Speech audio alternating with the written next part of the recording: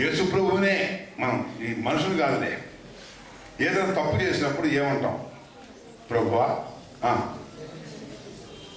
ఈ తప్పు క్షమించు, ఇక నేను ఎప్పుడు ఈ తప్పు చేయను. ఈ తప్పు ఏంటి? అసలు ఏ తప్పు నేను చేయను, ఈ ఒక్కసారి నన్ను గట్టెక్కించటం.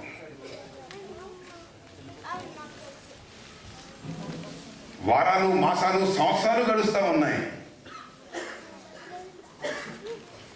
ప్రతిష్ఠితున్న జీవితంలో అనేకమైన తొందరలు మన జీవితాల్లో కలుగుతున్నాయా? లేదా ఒక మాట తప్పిన స్థితి మన ప్రభు దగ్గర మనకు ఉంటుందా?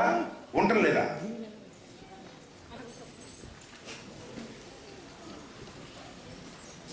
నీ దగ్గర మాట తప్పిన స్థితిలో ఒక వ్యక్తి 4 సార్లు నేను మోసం చేసినప్పుడు ఇంకా 5వ సారి ఆయన మొహం చూడకూడదు, ఇటు మాటలు నమ్మకూడదు, ఈయన క్షమించకూడదు అని మనకి సహజమైన ఆలోచన వస్తుంది.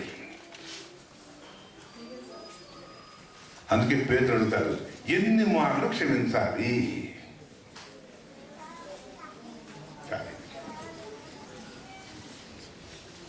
ఎన్ని మాటలు క్షమించాలి? 77 మాటలు అన్నారు ఆయన.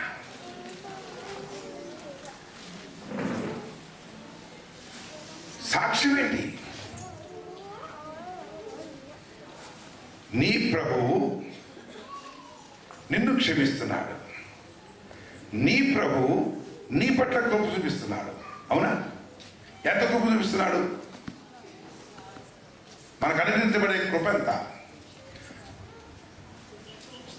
ఎక్కడ పాపము విస్తరించునో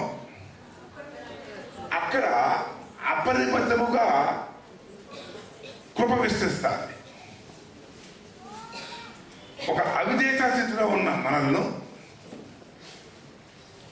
ఆ స్థితి ఎంత ఘోరమైన స్థితిలో మనం ఉన్నప్పటికీ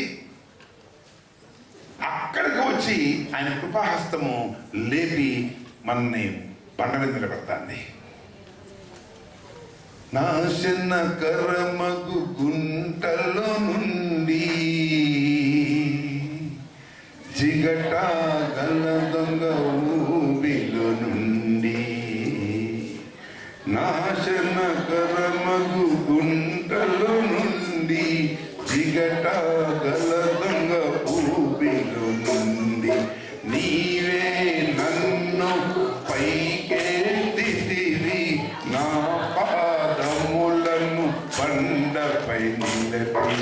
నీవే నన్ను పైకెత్తితివి, నా పాదములను బండపై నిలిపి. నా అడుగులు స్థిరపరిచి నడుపుతున్నా, నా అడుగులు స్థిరపరిచి అనుకుతున్నా. ఓ ప్రభువా నీవే నాకు మూతులు, ఓ ప్రభువా నీవే నాకు మూతులు. లోకములో నిలియేది వాడు, లోకములో నిలియేది వాడు, ప్రభువా నీవే నాకు మూతులు, ఓ ప్రభువా. కష్ట నష్టములెన్నో జినను, వ్యాధులు బాధలు ఏమో జినను. కష్ట నష్టములెన్నో జినను, వ్యాధులు బాధలు ఏమో జినను. వింతగా నీ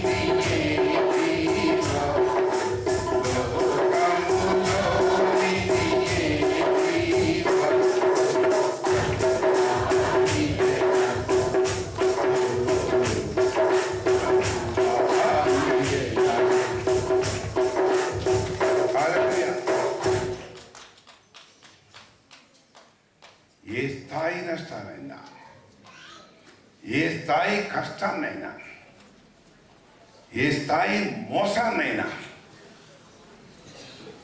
ఏ స్థాయి ఇబ్బందినైనా మనం ఓర్పుతో సహించాలి. నా జీవితంలో నేను నేర్చుకుంది ఏంటంటే, తెలుసుకున్నది ఏంటంటే,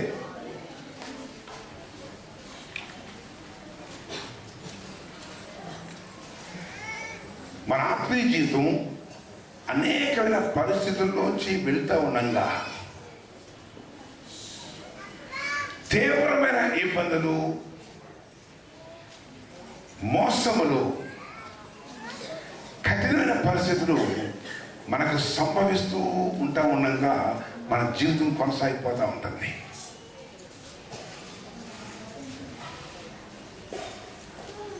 అటువంటి పరిస్థితులు నమ్మకమైన వారు మోసం చేసిన,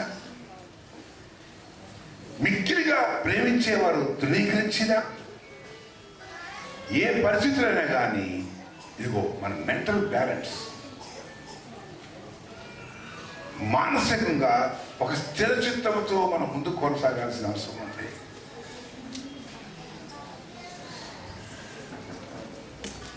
దేవుని బిడ్డ,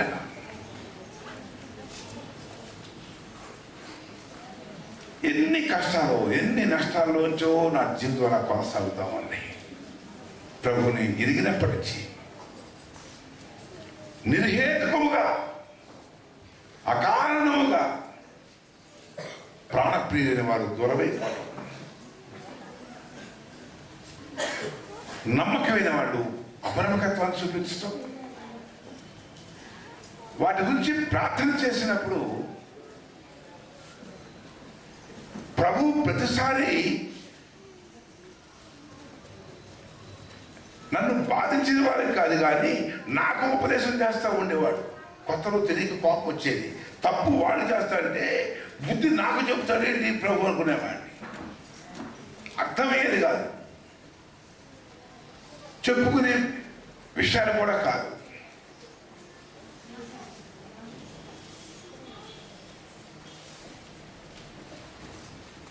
అనేక ఆశలు, ఆశయాలు భంగమైనదిగా నేను దోచుకునబడినప్పుడు ప్రార్థన చేస్తే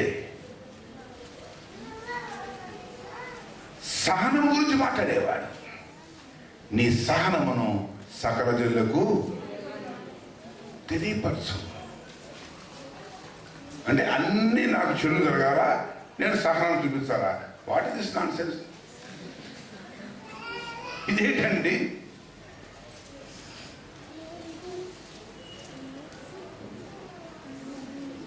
నేను దోసుకోబట్టం ఏంటి? నేను హింసించబట్టం ఏంటి? నేను తృణీకరించబట్టం ఏంటి? నా ఓర్పుని చూపించటం ఏంటి? నా పక్షంగా ఉన్న దేవుడు రోషం పోని అని వాళ్ళకి ఒక పెద్ద యాక్షన్ అయ్యేలాగానో, వాళ్ళ వెనక ఆకాశించి అగ్ని గుమ్మరించబడేలాగానో చేయాలి. కానీ వాడు పచ్చగా వర్దిల్తా ఉన్నాడు, నేను మూరుతో సొత్త కూర్చొని. చాలా కాలానికి కానీ పరిశుద్ధాత్మక శ్రేష్టమైన ఆత్మీయ నడిపింపుల్లో నేను గమనించింది ఏంటంటే, క్రీస్తుకు ప్రతికూలముగా అబద్ధ సాక్ష్యం చెప్పిన వారినే కానీ, చంపన మీద ఉన్న వెంట్రుకలను పీకినా కానీ, ముళ్ళ కిరీటము తొడిగినా కానీ